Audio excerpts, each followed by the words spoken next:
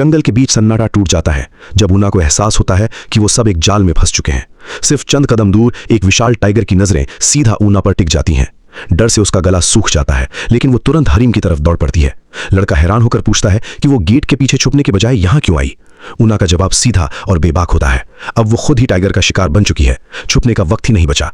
और सबसे जरूरी बात, वो खुद को चारा बनाने का फैसला ले चुकी है ताकि हरीम मौका पा सके। लड़का दहशत से उसे देखता रह जाता है। ऊना बस इतना कहती है कि वो कोशिश करेगी कि इतना वक्त मिले कि हरीम घायल आदमी को उठाकर ले जाए और मदद बुला लाए। वो तड़पते हुए साथी को शांत करने की कोशिश करती है, याद दिलाती है कि पहले भी शिकार के दौरान वो चारा बन चुकी है, इसलिए इस बार भी सब ठीक होगा। दूसरी लड़कियां चिल्लाती हैं कि वक्त ज़ाया हो रहा है, टाइगर कभी भी उन पर झपट सकता है। ऊना एक बड़ा पत्थर उठाती है और सीधा टाइगर की आंखों में देखती है। उसे पता है शिकारी हमेशा तड़पते हुए शिकार के पीछे भागता है, बेहोश पड़ी चीज के पीछे नहीं। आखिर में वो आगे बढ़कर जोर से चिल्लाती है और हरीम को सबको लेकर निकल जाने का इशारा करती है।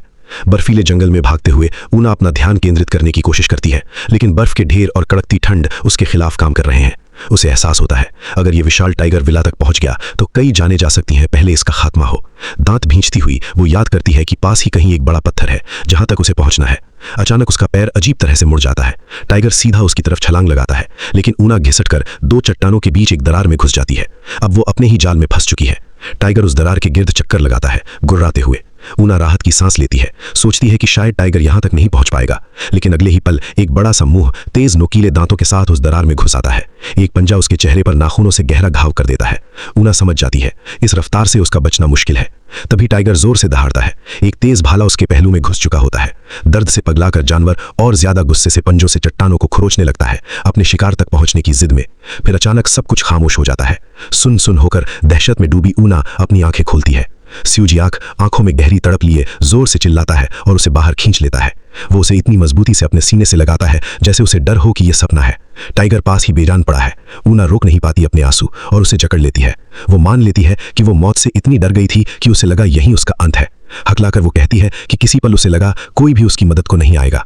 ये सुनकर आदमी सन्न रह जाता है और उसे और कसकर जकड़ लेता है, गुस्से और दर्द से भरा हुआ। वो कसम खाता है वो कभी ऐसा नहीं करेगा, कभी उसे छोड़कर नहीं जाएगा, कभी उसे मुसीबत में अकेला नहीं छोड़ेगा। कुछ देर बाद दोनों कमरे में बैठे होते हैं। आदमी ध्यान से लड़की के घावों की देखभाल करता है, हंसता हुआ कहता है कि अगर वो नजर हटा भी ले तो भी ये लड़की किसी न किसी मुसीबत में पड़ ही जाएगी। फिर अचानक गंभीर होकर वो कहता है शायद उसे उन दोनों योद्धाओं को सजा देनी चाहिए जो टाइगर को विला से दूर नहीं रख पाए। ऊना तुरंत उनकी तरफ से खड़ी हो जाती है, मना करती है। आदमी निराश होकर लंबी सांस छोड़ता है, कहता है कि उसे दुख हुआ कि बचने के बाद भी वो दूसरों की फिक्र कर रही है। लड़की शर्मा जाती है जब स्यूजियाक उसकी ठोड़ी को उंगलियों से छूता है। उसे उसकी आंखों में वो बेइंतहा दुख याद आता है जब उसने उसे ढूंढा था, जैसे वो उसे छूने से भी डरता हो। ऊना सोचती है कि शायद वो सच में उसे खोने से डरता है, लेकिन उसे यकीन नहीं होता। जैसे उसकी बात सच साबित करने के लिए आदमी धीरे से उसका चेहरा अपनी तरफ मोड़ता है और हल्का सा चुंबन करता है। इतने थका देने वाले दिन के बाद ऊना का जिस्म आराम से शांत हो जाता है। फिर वो महसूस करती है कि आदमी उसके कपड़ों की डोरी से खेल रहा है। हिम्मत जुटाकर वो कहती है रुको मत। स्यूजियाक खुशी से चौंक जाता है कि लड़की अपने अरसल अंदाज में नहीं है। कुछ देर बाद दोनों एक गर्म पानी और गुलाब की पंखुड़ियों से भरे टब में बैठे होते हैं। थकी हुई ऊना अपना सर उसके कंधे पर टिका देती है। स्यूजियाक शरारत भरे अंदाज में मुस्कुराता है और उसे बहुत ज्यादा आराम न करने की चेतावनी देता है। फिर उसे अपनी तरफ खींच लेता है अपने इरादे पूरे करने के लिए। दूसरी तरफ यूंगी पहरे में नौजवान साहब के घर में बैठी है, खाना तक हाथ नहीं लगा रही। उसे एहसास होता है कि महंगे कपड़े और गहनों के बावजूद यही उसकी असली जगह है। तभी दरवाजे के बाहर आवाज सुनकर वो चौकन्ना हो जाती है। दरवाजा खुलता है, सामने होती है चुनी। वो मुस्कुराकर पूछती है यूंगी इतनी डरी और खोई हुई क्यों लग रही है। बैठकर वो बताती है कि उसे हैरानी हुई जब पता चला कि उसकी सहेली को लॉर्ड चो के घर भेजा गया है। यूंगी पूछती है कि अगर खुद कियांग घर वालों ने उसे भेजा तो उसे क्यों नहीं पता था। लड़की बताती है कि किसी को भी सच नहीं पता, सबको बस इतना बताया गया कि यूंगी किसी अच्छी जगह गई है। उसे लगा था वो किसी लॉर्ड की रखैल बन गई होगी, पर यह जानकर हैरान रह गई कि वो एक जवान लॉर्ड के घर है। कुछ दिन पहले शहर में अफवाह थी कि खुद राजकुमार उसकी तलाश में है। यूंगी सन्न रह जाती है। तभी चुनले उसे बताती है कि अभी अभी पता चला कि जिस घर में यहाँ काम करती थी वो उसी राजकुमार का था। यूंगी के दिमाग में सब कुछ जुड़ जाता है। उसे वो मनहूस शाम याद आती है। वो आदमी जिसने उसे एक तंग करने वाले बूढ़े से बचाया था वही राजकुमार था जो उनके पिता की फांसी के वक्त मौजूद था। यूंगी सोच में पड़ जाती है कि वो क्या कर रहा है और उसकी छोटी बहन का क्या होगा। चुनले उसका हाथ पकड़कर उसे होश में लाने को कहती है। वो याद दिलाती है कि अमीरों के मामलों में जान का खतरा होता है, इसलिए चुप रहना और सर झुकाकर रहना ही बेहतर है। यूंगी कहती है कि वो मदद नहीं कर सकती और एक खत थमाती है, किसी बूढ़े की दुकान से आया खत, जिसे पढ़ने को कहती है। खत में लिखा था कि उसे विला से निकलने की तारीख और वक्त बतानी है। आदमी पैसा देगा भागने के लिए, यही एक तरीका है जो वो ऊना के लिए कर सकता है। इधर शहर में घूमते हुए यून को लोग चर्चा करते सुनाई देते हैं कि कल पहाड़ों में एक विशाल टाइगर पकड़ा गया। सब कुछ यूंगी की छोटी बहन की बहादुरी से। वो एक महिला की बाल क्लिप उठाता है और रुक जाता है। दुकानदार उसकी पसंद की तारीफ करने लगता है, पर वो वापस रख देता है। कहता है कि उसे देने के लिए कोई नहीं है। आदमी पीठ फेर कर चल देता है, दुकानदार की ललचाई बातों को नजरअंदाज करते हुए। फिर अचानक नौकर को आदेश देता है, वापस जाओ और वो गहना खरीद लो। यून को युंगी से हुई बातचीत याद आती है। कैसे लड़की ने उसे गिन गिन कर मिन्नतें की थीं कि वो उसे अपनी बहन के साथ भागने दे। उसने पूछा था, क्या वो सच में बिना किसी मदद या तैयारी के बस ऐसे भाग जाना चाहती हैं? लड़की ने सिर्फ इतना मांगा था कि रात के अंधेरे में विला के दरवाजे खोल दिए जाएं, बस इतना ही। यून गहना मुट्ठी में भींचता है और गुस्से से सोचता है कि इन लड़कियों को अंदाजा नहीं कि वो किससे पंगा ले रही हैं। उसी वक्त राजकुमार के विला के आंगन में लोग टाइगर की लाश के इर्द गिर्द जमा है। गर आंसू बहाते हुए यहां से चिपक जाती है। कहती है कि लड़की कितनी खुशकिस्मत है जो जिंदा बच गई। पीछे हरीम अपने घायल दोस्त को सहारा देकर ले आता है। लड़की पूछती है उसे कैसा लग रहा है। आदमी शुक्राना भरे अंदाज में मुस्कुराता है।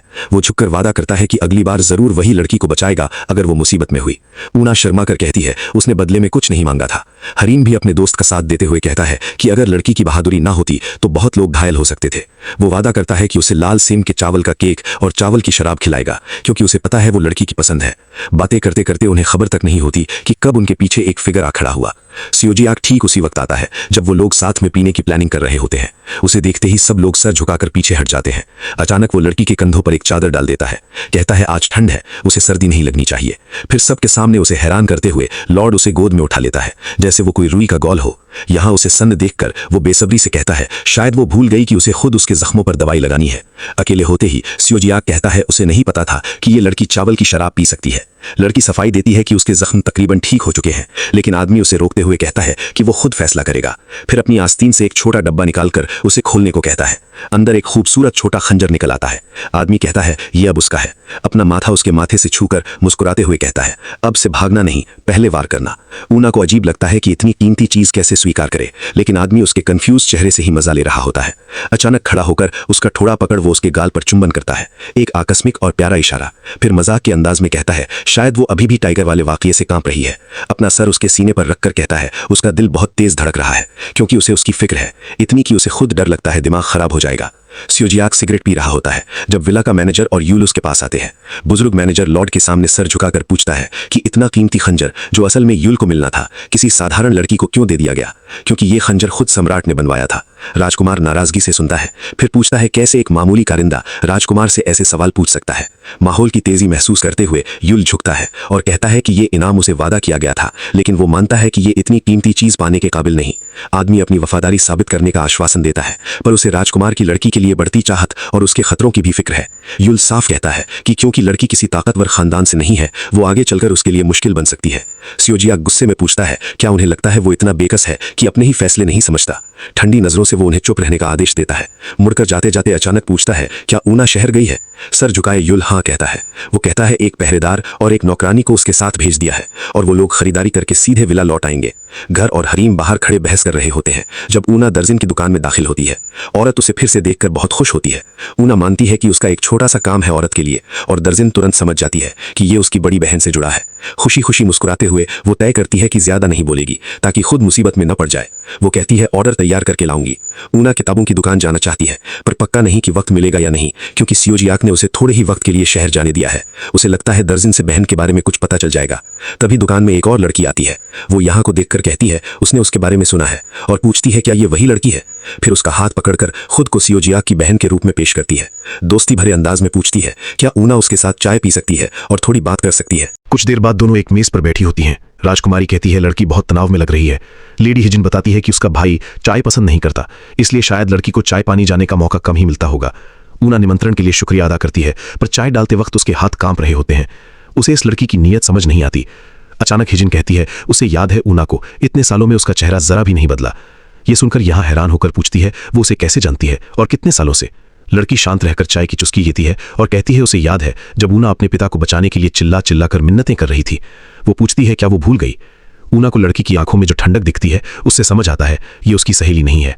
हिजन याद दिलाती है कि ये ऊना का पिता ही था जिसने कियांग के घर में आकर तमाशा किया था, लेकिन ये लड़की भूल गई क्योंकि अब वो राजकुमार का ध्यान पाने और शाही परिवार में घुसपैठ करने में मजा ले रही है। ऊना के हाथ कांपने लगते हैं, लेकिन वो खुद को संभालती है। लड़की फिर भी याद दिलाती रहती है कि कैसे उसके पिता की गलती से सियोजियाक मौत के कगार तक पहुंचा था। हिजिन गुस्से में कहती है, अगर वो खुद उसकी जगह होती और उसके पिता की ऐसी मौत होती तो वो कभी एक घटिया कंग बनकर न रहती। फिर वो कहती है, शायद ये लड़की नहीं जानती कि वो असल में किसकी सेवा कर रही है। सेऊ जियाक सिर्फ उसका भाई नहीं बल्कि साम्राज्य की गद्दी का असली वारिस भी है। हिजिन बताती है, ऊना के पिता उन लोगों से मिले हुए थे जिन्होंने शाही परिवार के खिलाफ साजिश की और सेऊ जियाक को नुकसान पहुंचाने की कोशिश की, इसलिए उसे अपने भाई से दूर हो जाना चाहिए। ऊना सुन रह जाती है, उसे कुछ समझ नहीं आता क्या करे। मुश्किल से कदम घसीटकर वो गलियारे से गुजरती है। यकीन नहीं होता कि उसका मालिक खुद साम्राज्य का युवराज है। अपने पिता की फांसी का ख्याल आते ही वो कांप जाती है। वो मानने से इनकार करती है कि उसके पिता गद्दार थे।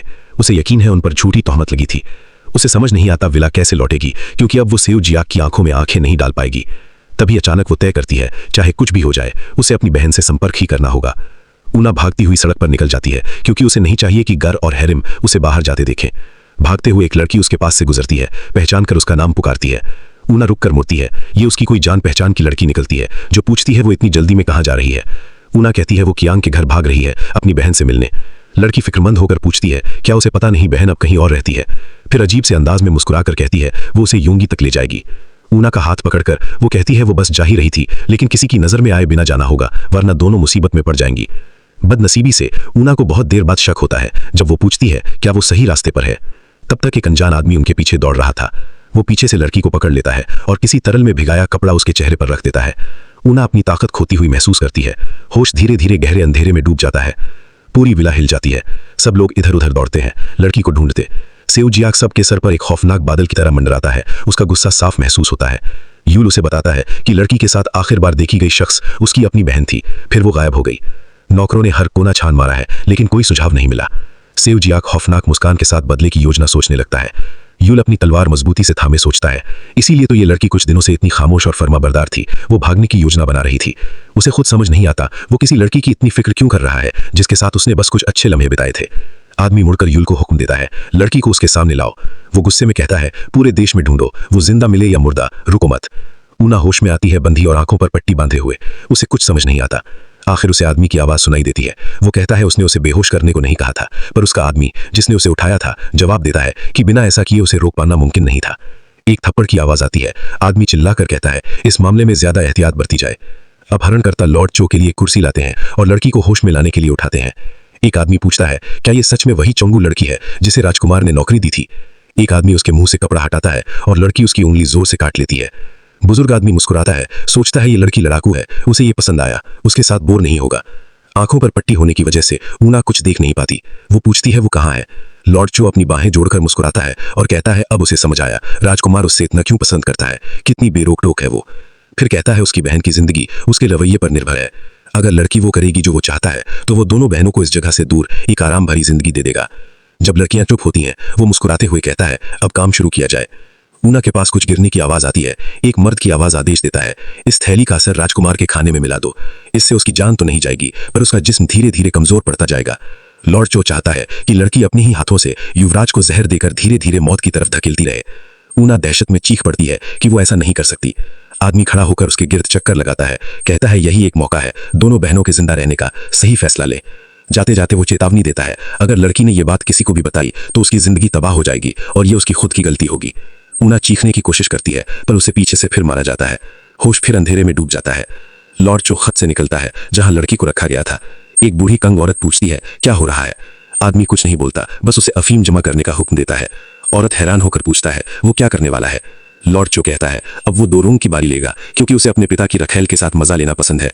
औरत दहशत से अपना मुंह हाथ से ढक लेती है। सोचती है उसने योंगी को सिर्फ राजकुमार को चिढ़ाने के लिए उठाया। आदमी गहरी सांस लेकर कहता है, उसे शर्म आनी चाहिए अपने इकलौते बेटे को सही तरीके से न पालने पर। मुड़कर औरत को धमकाने वाले अंदाज में कहता है, अगर वो कंग घर चलाते रहना चाहती है तो चुप रहो और जैसा कहा है वैसा करो। एक कमरे में बर्तनों के टूटने की आवाज आती है और लेडी हिजन दीवार से चिपक कर खौफजदा अपने भाई को देखती है। तलवार उसके गले तक लगाकर वो उसे चेतावनी देता है, वक्त जाया ना करे और जो भी जानती है सब बता दे। लड़की फिर भी टकराने की कोशिश करती है, कहती है वो पागल हो गया है जो घर में घुसकर उसे तलवार से धमका रहा है। तलवार का तीज उसके गले के और करीब आता है। पसीने की एक बूंद उसके माथे से नीचे बहती है और वो मान लेती है उसे कुछ नहीं पता, बस चाय पी और अलग हो गए। सेऊ जियाक का गुस्सा ठंडा नहीं होता। तलवार अभी भी मजबूती से उसके हाथ में है। वो बुर्राता है, उसने अपनी बहन को उस लड़की से मिलने की इजाजत नहीं दी थी। हिजन कहती है वो सिर्फ यहाँ को उसकी नीची हैसियत याद दिलाने गई थी ताकि वो उसकी मेहरबानी जीतने की कोशिश न करे, क्योंकि सेऊ जियाक सच में राजकुमार है और वो किसी आम लड़की से संबंध नहीं रख सकता। हिजन लंबी सांस लेकर कहती है, शायद वो बहुत देर से आई, क्योंकि उस लड़की की साफ आंखों को देखकर उसे लगा वो एक असली मुश्किल बन चुकी है। सेउ जियाक अपनी तलवार घुमाकर पास की दीवार पर मारता है। उसकी बहन को लगा शायद अब उसकी जान जाएगी, पर आदमी गुस्से में कहता है उसने उसकी जान सिर्फ इसलिए बख्शी क्योंकि उसे पता है उसकी जिंदगी वैसे ही काफी मुश्किल है। तभी यूल आकर खबर देता है, आखिरकार लड़की मिल गई है। सेउ जियाक तुरंत दरवाजे की तरफ भाग पड़ता है। हिजन लंबी सांस लेकर खुद से पूछती है, तकदीर उसके साथ इतनी जालिम क्यों है। सेउ जियाक बर्फीले जंगल में पूरी रफ्तार से घोड़ा दौड़ाता है। दिमाग में ख्याल आता है कि पहले उसने उसे सिर्फ चारा समझा था, पर बाद में उसने ऐसी हिम्मत दिखाई जो उसकी सोच से कहीं ज्यादा थी। लेकिन सबसे ज्यादा उसे उसकी आंखें ने मोह लिया था, उतनी ही भोली और बड़ी जैसे बचपन में देखा वो हिरण। ये कुछ ऐसा था जो उसकी यादों में हमेशा रहेगा। इसी वजह से वो उसे जकड़े रखना चाहता था, चाहे उसे जाने दो कहते हुए खुद को भी विश्वास दिलाने की कोशिश की हो कि उसे उस पर भरोसा है। पर आखिर में वो फिर भी भाग गई। जब सेउ जियाक जगह पर पहुंचा, घोड़े से उतरकर हालात की रिपोर्ट मांगता है। एक पहरेदार झुककर कहता है उन्हें वो पहाड़ी के किनारे छोड़ी हुई मिली है, सब कपड़े फड़े हुए, जैसे उसके साथ कुछ बुरा हुआ हो। ये सुनकर सेउ जियाक के कानों में खून की गूंज सुन। उसे ये भी बताया जाता है कि उसके जिस्म और चेहरे पर कई चोट के निशान हैं। आदमी थका हुआ बेहोश पड़ी लड़की के करीब आता है और हल्के से उसके गाल को छूता है। सेउ जियाक दहशत में देख लेता है लड़की की क्या हालत हो गई है। चेहरा जख्मी, जिस्म खुरचे हुए निशानों से भरा, बाल उलझे हुए। अचानक वो खड़ा होकर अपना लिबादा उतारकर उसके ऊपर डाल देता है। फिर बिना कुछ कहे यूल के पास से गुजर जाता है। नौजवान सिर्फ झुक जाता है, समझ जाता है उसका खामोश आदेश। आदमी अपने घोड़े पर सवार होकर धीरे धीरे विला की तरफ लौट आता है, जैसे उसका जहन कहीं दूर इस दुनिया से बाहर भटक रहा हो। एक छोटे से फूलों से घिरे झूपड़ी में धूप भरी एक दिन एक आदमी अपनी बेटियों को किताब पढ़कर सुनाता है।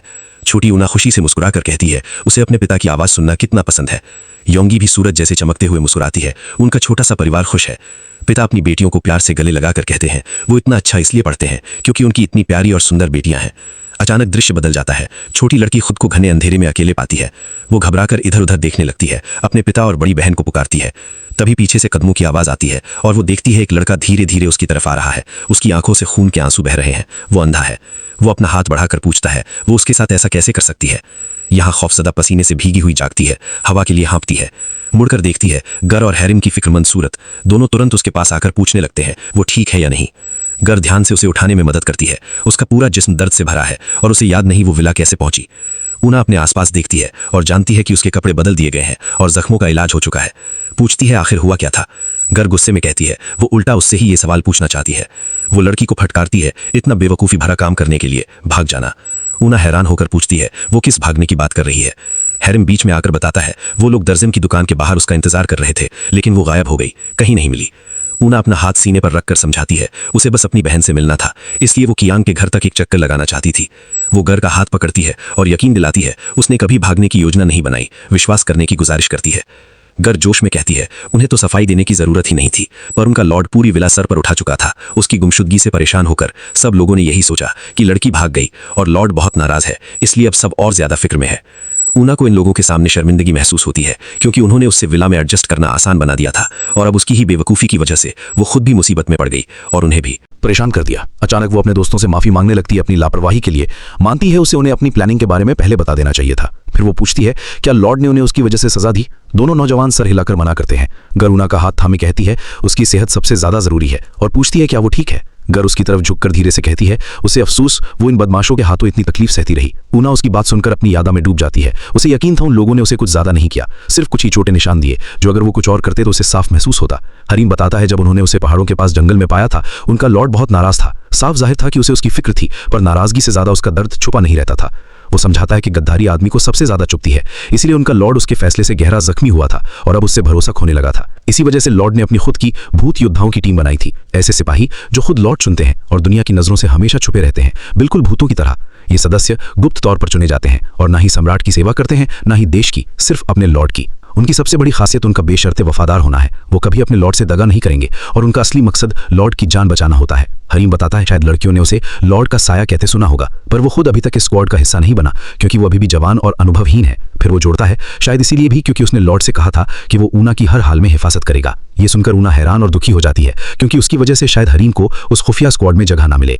आदमी आगे बताता है उसने सुना है कि यही वजह है कि जवान लॉर्ड इस विला में आया था। उसे उसके किसी बहुत ही करीबी ने धोखा दिया था और वो शख्स अब भी उसे नुकसान पहुंचाने की कोशिश कर रहा है। ऊना की रूह कांप जाती है। वो सोचती है शायद जो लोग अभी उसे धमकी दे रहे हैं उनका उसके अतीत से कोई नाता है। यूल सेउ जियाक के कमरे की पहरेदारी करते हुए पूछता है लॉर्ड उस गरीब जहर के बारे में क्या करेगा जो ऊना के पास मिला। आदमी गौर से सुनता है। कई रातों से उसे नींद नहीं आई क्योंकि ऊना के कपड़ों में एक खुफिया जेब में जहर की एक थैली सिली मिलती है वो मुस्कुराते हुए धुआं उड़ाता है और कहता है, युल का रात को ऐसे पहरेदारी करना बिल्कुल अजीब है, जैसे वो कोई बेबी सिटर हो। युल चुपचाप अपनी सारी जानकारी जोड़ने की कोशिश करता है। आखिर वो अपनी राय देता है। उसे लगता है ये जहर लड़की का खुद का नहीं था, वो इससे अनजान ही थी। ज्यादा अमकान है उसकी मासूमियत का किसी ने गलत फायदा उठाया। सेओजियाक धुआं उड़ाते हुए सोचता है, शायद किसी ने उसे बहलाकर ये लालच दिया कि अगर वो उसे भागने में मदद करे तो बदले में जहर मिलेगा। क्या ये भी एक पॉसिबिलिटी नहीं है? आदमी खुद इस बात से हैरान होता है कि उसे खुद नहीं समझ आता कि उसे जानते बूझते कि शायद वो उसे मारना चाहती थी, फिर भी वो उसे सजा देने में हिचकिचाता है। यूल साफ कहता है, अगर ये साबित हो गया कि लड़की ने लॉर्ड को मारने की कोशिश की तो वो खुद उसे मौत के घाट उतार देगा। लॉर्ड मुस्कुराकर जवाब देता है कि अगर ऐसा हुआ तो वो खुद यूल को मौत के घाट उतार देगा। आदमी पास आकर खिड़की खोलता है, कहता है उसके पास योद्धा के लिए एक और काम है। बहुत बड़ा जश्न रखने वाला है विला में, इसलिए यूल को बहुत सारे कांग और बाकी लोग लाने होंगे। तभी कुछ आंगन में देखकर वो अपनी कितैरा फर्श पर गिरा के कमरे से भाग जाता है। ऊना अपने पुराने जले हुए कपड़ों के पास पहुंच जाती है। सिर्फ राख बची होती है। वो राख में खोजने लगती है, हाथ मैले करते हुए आंसू बहाती है, कुछ ढूंढने की कोशिश में। अचानक पीछे से सर्द आवाज पूछती है, वो क्या ढूंढ रही है? लड़की दिल की धड़कन के साथ मुड़कर देखती है। सेओजियाक उसके ऊपर खड़ा है। बिल्कुल ठंडी और उदासीन आवाज में पूछता है, वो राख के ढेर में क्या खोज रही है? ऊना सर झुकाए धीमी आवाज में कहती है, उसका खंजर जो उसने उसका दिया था गुम हो गया। हैरान सेओजियाक फिर से पूछता है, क्या उसने सही सुना? उसे ये उम्मीद नहीं थी कि वो यहाँ खंजर ढूंढने आएगी। झुककर वो लड़की के रो रो कर लाल हुए चेहरे को देखकर पूछता है, अगर कोई चीज खोई तो वो राख में क्यों ढूंढ रही है और उसे इतना फर्क क्यों पड़ता है? ऊना गंभीर सांस लेकर धीमी आवाज में कहती है, वो उसके लिए कीमती थी क्योंकि ये उसके लॉर्ड का दिया तोहफा था। अचानक आदमी हाथ बढ़ाकर धीरे से उसकी थोड़ी छूता है, लड़की को अपनी तरफ मुड़वाता है। जब वो आंसू भरी आंखों से ऊपर देखती है, आदमी कहता है उसे समझ नहीं आता लड़की से असल में क्या चाहिए। वो पूछता है, अब क्यों? उसका सीना दर्द से कसता जाता है। ऊना चुपचाप उसे देखती रहती है और सोचती है, उसे याद नहीं कि इससे पहले कभी वो उसे मिली थी, पर उसे पता है उसका उसके पिता की मौत से कोई नाता है। इसीलिए दिमाग से वो जानती है कि अब वो लोग पहले जैसे करीब नहीं रह सकते, खासकर तब जब वो खुद साम्राज्य का युवराज है। पर जब वो उसकी जानी पहचानी गर्माहट महसूस करती है, वो अपने आंसू रोक नहीं पाती। ऊना अपने हाथ गोद में जोड़कर कहती है, उसने सोचा था आदमी उसे छोड़ देगा, क्योंकि जब वो बेहोश थी तब वो एक बार भी उसे मिलने नहीं आया। ये सुनकर सेओजियाक मुस्कुराकर उसे कोहनी के नीचे से उठाता है, पूछता है क्या उसे लगता था वो खुद उसे मिलने आएगा। गुस्से में वो कहता है, भले ही वो खुद ना आया हो, इसका मतलब ये नहीं कि उसे उसकी फिक्र नहीं थी। सेओजियाक लड़की पर खौफनाक अंदाज में झुकता है जब वो धकेली जाकर लकड़ी के फर्श पर गिरती है। वो कहता है वो हमेशा उसका ख्याल रखेगा। यहाँ बड़ी बड़ी आंखों से उसे देखती है, दिल सीने से बाहर उछलता सा महसूस होता है। आदमी झुककर उसे चूमते हुए कहता है, वो अपने तरीके से लोगों का ख्याल रखना बहुत अच्छी तरह से जानता है। फिर अचानक वो उसके दोनों हाथ पकड़कर उसे फर्श पर दबा देता है। जवाब मांगता है, क्या हरीम उसके लिए काफी नहीं था और इसीलिए वो भाग जाना चाहती थी, या उसे एहसास हो गया था कि वो उससे प्यार करती है और वो अपनी फीलिंग्स से डरती है। ऊना खुद को छुड़ाने की कोशिश करती है, पर वो ज्यादा ताकतवर है। वो आंखों में आंखें डालकर मुकाबला करते हुए कहती है, शायद वो उसे यकीन न करे, पर उसने कभी उसके पास से भागने की योजना नहीं बनाई और वो अपनी बात पर सच्ची है। सेओजियाक मुस्कुराते हुए कहता है, चलो अगर वो ऐसा कह रही है तो शायद वो उसे यकीन कर ले। फिर उसका हाथ नीचे जाता है। लड़की रोकने की कोशिश करती है क्योंकि उसे डर है कोई उन्हें देख सकता है, पर आदमी हल्की मुस्कान के साथ कहता है, उसका कोई भी नौकर उन्हें परेशान करने की हिम्मत नहीं करेगा। गुस्सा अभी भी उसके खून में दौड़ रहा था, इसीलिए वो कहता है उसे फालतू चीजों की ज्यादा फिक्र नहीं करनी चाहिए। उसने उसके कपड़ों की गुप्त जेब में छुपी चीजें देख ली थी और उसे बहुत सारे सवाल पूछने थे, लेकिन अभी वो अपना गुस्सा निकालना चाहता था। इस बार लड़की महसूस करती है कि उसके अंदर लड़की के लिए ख्वाहिश और नाराजगी दोनों साथ साथ जंग कर रहे हैं। जैसे वो उसे सजा भी दे रहा हो, साथ ही उसका नर्म रवैया उसे उलझा भी रहा हो। जैसे उसके दिल की गहराई में वो भी उतना ही अकेला है जितनी वो खुद, इसीलिए वो उसे नफरत नहीं कर पाती। और जब भी उनकी नजरें मिलती, उसे लगता जैसे उसके अंदर कुछ दर्द दे रहा हो। यून एक गुप्त बैठक में पहुंचा। लोग चर्चा कर रहे थे कि उन्हें राजकुमार के विला में होने वाले जश्न का निमंत्रण मिला है। ये खुद विला का मुआयना करने का एक अच्छा मौका है। यून पूछता है, क्या ऊना के बारे में कोई खबर है? आदमी जवाब देता है, उसने कई बार अंदर घुसने की कोशिश की, पर विला बहुत अच्छी तरह सुरक्षा में है। बस इतना पता चला है कि उसे एक नौकरानी की तरह नहीं बल्कि एक मेहमान की तरह रखा जा रहा है और अक्सर वो लॉर्ड के साथ बाहर जाती है। आदमी ये भी बताता है कि हाल ही में विला का माहौल तनावपूर्ण हो गया है, इसीलिए वो निमंत्रण का फायदा उठाकर पार्टी में जाकर विला के अंदर बाहर अच्छी तरह से देख लेगा। फिर वो अचानक पूछता है, क्या यून अपनी होने वाली पत्नी से मिल चुका है? इसी वक्त लॉर्ड जो संतुष्टि से दाढ़ी सहला रहा होता है, उस जवान सुंदरी को देखकर जो जल्द ही उसके बेटे की पत्नी बनेगी। लड़की जाने ही वाली होती है जब वो रुक जाती है। उसे एक जवान लड़की कपड़ों की टोकरी उठाए दिखती है। उसके सूखे और खुरचते हाथ तुरंत नजर में आते हैं। योंगी मेहनत की आदी नहीं है, पर किसी वजह से उसे ये काम दिया गया है। वो जाने ही वाली होती है जब अचानक एक लड़की उसे रोको का इशारा करती है। वो कपड़े में लिपटी एक छोटी सी पोटली बढ़ाती है। योंगी समझ नहीं पाती। लड़की समझाती है, इतने प्यारे चेहरे के साथ ऐसे हाथ रखना ठीक नहीं। वो कहती है, चूल्हे पर गर्म करके हाथ सेक लो, सूखापन कम हो जाएगा। योंगी उसे पहचानती नहीं, पर शुक्रिया कह देती है। असहज महसूस करती है कि कोई अनजान इतनी फिक्र कर रहा है। लड़की सिर्फ प्यार से मुस्कुराती है और कहती है वो फिर मिलने की उम्मीद रखती है। कुछ दिन बाद ऊना आंगन में निकलती है और देखती है सब कितने व्यस्त हैं, इधर उधर दौड़ रहे हैं। वो घर के पास जाकर पूछती है, क्या हुआ है? लड़की उसे घूरते हुए पूछती है, क्या उसे पता है आज कौन सा दिन है? खामोशी पाकर वो बताती है, आज उनके लॉर्ड का जन्मदिन है। ऊना हैरान हो जाती है। घर कहती है, सबके पास इतना काम है कि खाली बैठने का वक्त नहीं। वो एक सेब थमाते हुए चली जाती है। ऊना अफसोस से सेब को देखती है, सोचती है उसे किसी ने कुछ नहीं बताया, इसीलिए उसे ये बात पता ही नहीं थी। अचानक स्टेट मैनेजर आकर कहता है उसे लड़की से कुछ बात करनी है। वो उसे एक तरफ ले जाकर बताता है कि जैसा वो जानती है, आज रात बहुत मेहमान आने वाले हैं, इसीलिए बेहतर है वो आज नजरों से दूर रहे। आदमी ये भी चेतावनी देता है कि वो फिर से भागने की ना सोचे, बल्कि अपने कमरे में चूहे की तरह चुप बैठे रहे। वो कहता है उसे पता है लॉर्ड उस पर कितना मेहरबान है और उसे ये पसंद नहीं। उसका मानना है इतना एक आम लड़की से लगाव रखना लॉर्ड के लिए ठीक नहीं। ऊना सोचती है ये आदमी लॉर्ड के साथ महल से आया था,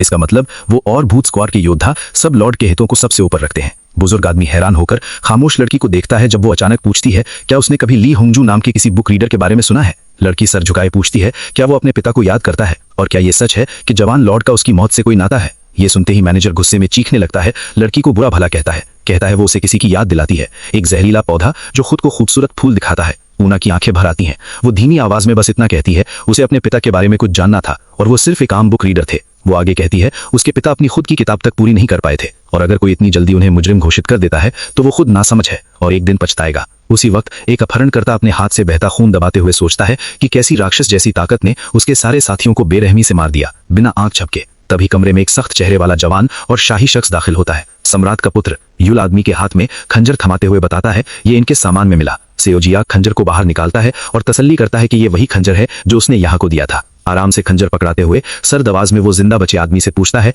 किसने उन्हें लड़की पर हमला करने का हुक्म दिया। अपहरणकर्ता खुद को एक विशाल मकड़ी के जाल में फंसी हुई छोटी मक्खी जैसा महसूस करता है। उसे एहसास होता है कि जानकारी ही उसके जिंदा रहने की एक वजह है। सेओजियाक को पहले ही अंदाजा हो जाता है कि आदमी खुद को नुकसान पहुंचाने की कोशिश करेगा, इसीलिए वो तुरंत आगे आकर उसकी झूठी जुबान पकड़ लेता है। वो आज बिना जवाब लिए नहीं जाएगा, पर अपना गुस्सा भी नहीं रोक पाता। आदमी खंजर वापस यूल को थमाते हुए पूछता है उसकी राय, ये लोग कब से उनका पीछा कर रहे हैं। जवान योद्धा जवाब देता है उसे लगता है इनका ताल्लुक शाही महल के किसी शख्स से है, क्योंकि सभी मुर्तजिद सिर्फ तख्त के उत्तराधिकार के झगड़े की वजह से ही लॉर्ड के पीछे पड़ते हैं। सेओजियाक सांस भरकर कहता है उसे यकीन नहीं था इतने दुश्मन उसके आसपास पैदा हो रहे होंगे। फिर वो पूछता है उस लड़की का क्या किया जाए जिसने यहाँ को उन मर्सिनरीज के हाथ सौंपा था। यूल कहता है अभी तक वो असली गुनहगारों तक पहुंचने में मददगार रही है, इसीलिए उसने उसे अलग से बंद कर रखा है। जवान लॉर्ड कहता है मान लो कि वो बेगुनाह है, उसके बावजूद वो उस पर तरस खाकर उसे छोड़ नहीं सकता।